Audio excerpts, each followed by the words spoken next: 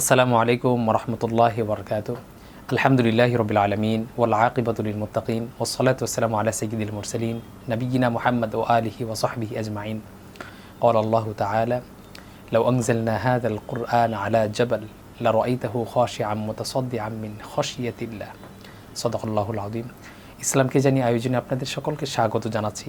আজকে ইনশাআল্লাহ কোরআনুল কারীমের গুরুত্বের উপরে সংক্ষিপ্ত আকারে কিছু কথা বলার নিয়ত করলাম। আল্লাহ পাক রব্বুল আলামিন তৌফিক দান করিলে কিছু এমন কথা, এমন তথ্য যা আমার জন্য এবং আপনাদের জন্য প্রয়োজন হবে এবং উপকার হবে। মহান আল্লাহ পাক রব্বুল আলামিন পবিত্র কালামের এই আয়াতে বলেন, লাউ আনজালনা হাযাল কুরআনা আলা জাবাল, যদি এই কোরআনকে পাহাড়ের উপর অবতীর্ণ করা হতো, খাশিআন মুতাসাদ্দিআন মিন খাশিয়াতিল্লাহ, তাহলে কোরআনের সেই ভর তা গ্রহণ করতে পারতো না, পাহাড়গুলো চূর্ণ বিচূর্ণ হয়ে যেত। লাউ আনজালনা হাযাল কুরআনা আলা জাবাল লারাআইতাহু খাশিআন মুতাসাদ্দিআন মিন খাশিয়াতিল্লাহ, তাহলে দেখতে পেতে আল্লাহ বলছেন যে পাহাড়গুলো চূর্ণ বিচূর্ণ হয়ে যেত আল্লাহর ভয়ে, কোরআনের ওজনে। কোরআন এত দামি এবং এত ভারী একটি বিষয়, কিন্তু আমরা কিছু কিছু বিষয়ের ক্ষেত্রে কোরআনকে একদম স্বাভাবিক একটা গতানুগতিক একটি কিতাব মনে করি, যে প্রত্যেকটি ধর্মের একটি ধর্মীয় কিতাব আছে, তেমনই বুঝি ইসলাম মুসলিমদের একটি বই মাত্র, এমনটা অনেকে মনে করে থাকেন।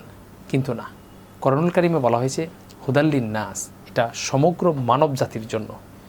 যে কোনো ধর্ম সে অনুসরণ করুক না কেন, সে যদি কোরআন কেন্দ্রিক, যদি সেখানেই যদি যে কোনো মানব যদি কোরআন কেন্দ্রিক যদি সে জীবনকে গঠন করতে চায়, রাষ্ট্র পরিচালনা করতে চায়, সমাজ ব্যক্তি যদি পরিচালনা করতে চায়, সেখানে আসবে শান্তি।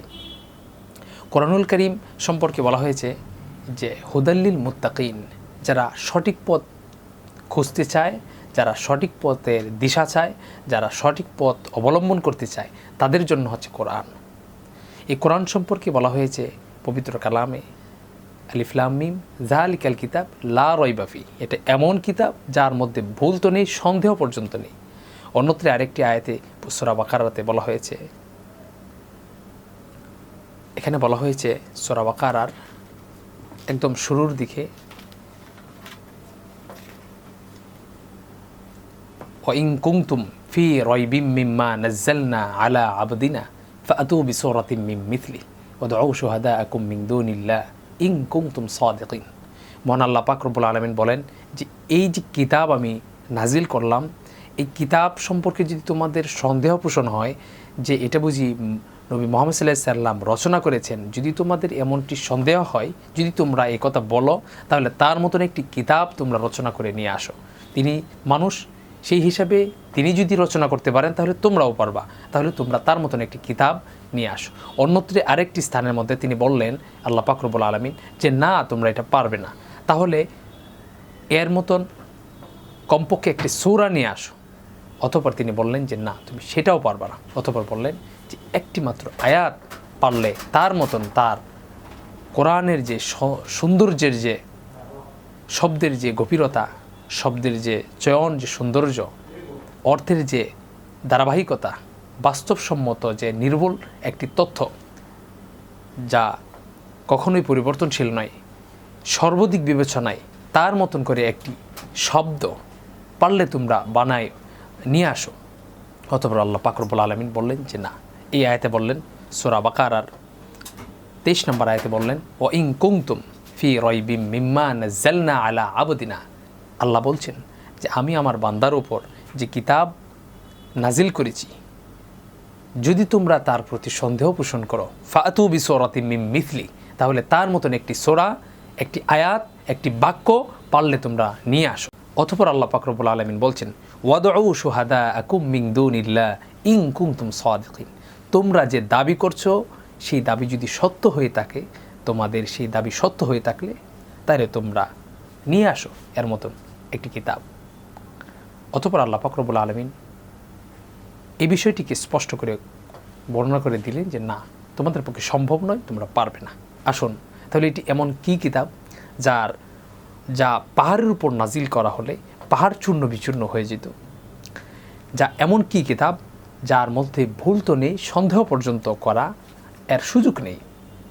তাহলে এটি কি কিতাব, যে কিতাবের মধ্যে সরাসরি আল্লাহ পাক রব্বুল আলামিন নিজে চ্যালেঞ্জ করলেন, অতঃপর আল্লাহ পাক রব্বুল আলামিন নিজে বললেন ইন্না নাহনু নাজ্জালনা যিকর ওয়া ইন্না লাহু লাহাফিজুন। আল্লাহ বললেন যে এই কোরআনকে আমি নাজিল করেছি এবং এর হেফাজতের, সংরক্ষণের দায়িত্ব কাউকে দেইনি, বরং আল্লাহ বলছেন আমি নিজে তা গ্রহণ করেছি, আমি নিজে তা হেফাজত করব। তাহলে এটি কি এমন কিতাব যা আল্লাহ নিজে হেফাজত করবেন? উদাহরণস্বরূপ বোঝার জন্য, আসমানি কিতাব 104টির মধ্যে কিতাব হচ্ছে 4খানা। অন্য অন্য কিতাবের ক্ষেত্রে কিন্তু এই কথা বলা হয়নি যে তাওরাত, জাবুর, ইনজিল, অন্যান্য কিতাব সেগুলো আল্লাহ পাক রব্বুল আলামিন নিজে হেফাজত করবেন। আমরা যদি ইতিহাসের ক্ষেত্রে থাকাই যে প্রত্যেকটি কিছু না কিছু পরিবর্তন হয়েছে। এই পৃথিবীতে যত বই আছে, কেউ একজন লেখক যদি ভালো একটি কিতাব লেখেন, তাহলে আরেকজন লেখক ওইটাকে কিছুটা হলেও কপি করে বাজারে আরেকজন ছাড়েন। এভাবে পৃথিবীতে যা আছে প্রত্যেকটার মধ্যে একটার না একটার কপি আছে। কিন্তু আসমানি কিতাব কোরআনুল কারীম যেদিন নাজিল হয়েছে সেখান থেকে আজ অবধি পর্যন্ত কোরআনের এই 2 মরঠের ভিতরে যা আছে একটা হরফ পর্যন্ত পরিবর্তন হয়নি, এবং মানুষের পক্ষে এটা সম্ভব নয়।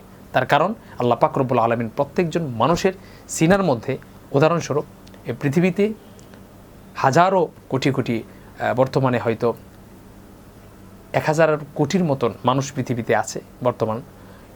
এর মধ্যে হাজারের উপর ধর্ম আছে। কয়জন আছে যে গীতা মুখস্থ আছে এপার থেকে ওপার, একেবারে টোটাল গীতা এক জায়গার মধ্যে বসে সে শোনাইতে পারবে? চ্যালেঞ্জ করলে একজনও দেখাইতে পারবে না। ইনজিল দেখাইতে পারবে না। এভাবে ইসলাম ছাড়া যতগুলো ধর্ম আছে, ধর্মীয় কিতাব, ধর্মীয় গ্রন্থ একেবারে টোটালটা মুখস্থ আছে, সিনার মধ্যে আছে, এক বৈঠকে বসলে বলতে পারবে, অথবা পুরাটার মধ্যে যে কোনো অংশ, যে কোনো পার্টের একটা শব্দ বললে পরের শব্দ অথবা আগের শব্দ বলে দিতে পারে, এমন আর কোনো কিতাবের ক্ষেত্রে নেই। শুধুমাত্র কোরআনুল কারীমের ক্ষেত্রে কোরআনের একটি আয়াত যদি এখানে বলা হয়, তাহলে পরের আয়াত অধিকাংশ মানুষই বলতে পারবে। উদাহরণস্বরূপ, একটি বাচ্চা, 8 বছরের একটি শিশু, 10 বছরের একটি ছেলে, একটি মেয়ে, সে ভালো করে দেশ সম্পর্কে, তার ভাষা সম্পর্কে সে ভালো করে কোনো কিছু জ্ঞান নেই, কিন্তু সেই 5 বছরের একটা শিশু, তার সিনার মধ্যেও কোরআন আছে। তাহলে এই কোরআন সে ধারণ করলো কীভাবে, আর এটাকে হিফজ রাখে কীভাবে? বাংলা আমরা A to Z আমরা হিসাব মুখস্থ রাখতে পারি না, একটি গল্প মুখস্থ রাখতে পারি না, কিন্তু কোরআন সেই ছোটোবেলায় আমরা আয়ত্ত করেছি। একটি আয়াত পড়লে পরের আয়াত একেবারে অনর্গল চলে আসতে থাকে। কিভাবে সম্ভব? এই কোরআনের মধ্যে 80,000+ শব্দ আছে। তাহলে প্রতিদিন যদি একজন স্টুডেন্ট যদি প্রতিদিন 10টা করে শব্দ শিখে, তাহলে তার কত বছর শব্দ এই কোরআন আয়ত্ত করতে সময় লাগার কথা ছিল। কিন্তু কিভাবে? এমনও মানুষ আছে 1 মাসে কোরআনকে আয়ত্ত করেছে। সুতরাং এটাই হচ্ছে একটা মুজিজা। কোরআন যে আল্লাহ প্রদত্ত, এটাই আরেকটা মুজিজা। একাধিক মুজিজা আছে। আল্লাহ পাক রব্বুল আলামিন বলছেন আফাতুমিনুনা বিবাদিল কিতাব ওয়া তাকফুরুনা বিবাদ। অন্যত্রে বলছেন কি আফালা ইয়াতাদাব্বারুনাল কোরআন, তোমরা কেন কোরআনকে পড়ো না? আম আলা কুলুবিন আকফালুহা, নাকি তোমাদের অন্তরের মধ্যে মরিচা পড়েছে? কেন তোমরা কোরআন পড়ো না? অন্যত্রে আল্লাহ পাক রব্বুল আলামিন কোরআন সম্পর্কে একাধিক বলছেন যে এটি এমন বিষয় যা মানুষের কল্যাণের জন্য ব্যাপক আলোচনার বিষয়। এখন সারমর্ম হচ্ছে এই, আমরা আজকের এই আলোচনা থেকে যা শুনলাম, যা বুঝতে পারলাম, সেটা হচ্ছে এটি গতানুগতিক কোনো কিতাব নয়, এটি আল্লাহ প্রদত্ত একটি কিতাব, যার সমতুল্য এই পৃথিবীতে আর কোনো কিতাব নেই যাকে কোরআনের সাথে তুলনা করা যাবে। কোরআনের পাঠক সম্পর্কেও যে কথা বলা হয়েছে আজীব। এই কিতাব যার উপর নাজিল হয়েছে তিনি হয়েছেন পৃথিবীর শ্রেষ্ঠ মানব। যার উপর এই কোরআনকে নাজিল করা হয়েছে তিনি হয়েছেন পৃথিবীর শ্রেষ্ঠ মানব। আর যিনি কোরআনের বাণীগুলো নিয়ে আসছেন তিনি হয়েছেন সমস্ত ফেরেশতাদের মধ্যে প্রধান, 1 নম্বর সবচেয়ে দামি ফেরেশতা। এই যেই পাহাড়ের উপর এই কোরআনকে অবতীর্ণ হয়েছিল, অর্থাৎ সেই স্থানটা, সেই পাহাড়টা হয়ে গেছে পৃথিবীর সবচেয়ে দামি পাহাড়। যেই গড়ে কোরআনকে নাজিল হয়েছে বাইতুল্লাহ, যা হয়েছে পৃথিবীর সবচেয়ে দামি প্রাণকেন্দ্র অথবা সবচেয়ে দামি ঘর। তাহলে এই কিতাব যিনি গ্রহণ করবেন, রাসূলুল্লাহ সাল্লাল্লাহু আলাইহি সাল্লাম যিনি, যার উপর নাজিল হয়েছিল, তিনি, ওনার সম্পর্কে আল্লাহ পাক রব্বুল আলামিন বললেন কি, ওয়ালাল আখিরাতু খায়রুল লাকা মিনাল উলা, আপনার জন্য ইহকাল থেকে পরকাল হচ্ছে উত্তম। তাছাড়াও আল্লাহ পাক রব্বুল আলামিন কোরআনের পাঠকদের সম্পর্কে কি বললেন, কুল হাল ইয়াস্তাভিল্লাযীনা ইয়ালামুনা ওয়াল্লাযীনা লা ইয়ালামুন, হে রাসূল আপনি বলুন, যিনি কোরআন জানেন এবং কোরআন জানেন না, উভয়জন কি সমান হতে পারে?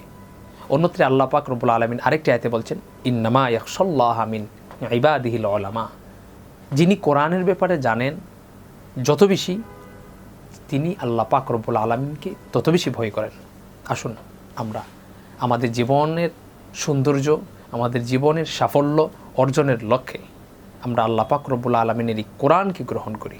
আমরা যদি কোরআনকে গ্রহণ করতে পারি, দুনিয়ার জীবন হবে শান্তি, সম্মানের এবং পরকালের জিন্দিগি হবে মুক্তির। আসুন আমরা আল্লাহ পাক রব্বুল আলামিনের কোরআনকে গ্রহণ করি, কোরআনের উপর চলি, কোরআন অনুযায়ী জীবন গঠন করি, তাহলে ইনশাআল্লাহ আমাদের জীবনে আসবে শান্তি এবং নিরাপত্তা, এবং সবচেয়ে গুরুত্বপূর্ণ বিষয় যেটা, সেটা হবে টেনশন মুক্ত একটা জিন্দিগি। যে কোনো মুহূর্তে মারা গেলে কোনো সমস্যা নেই, আমি যেহেতু কোরআন অনুযায়ী জীবন পরিচালনা করছি। আল্লাহ পাক আমাদেরকে সেই অনুযায়ী আমল করার তৌফিক দান করুন, আমিন। আসসালামু আলাইকুম ওয়া রাহমাতুল্লাহি ওয়া বারাকাতুহু।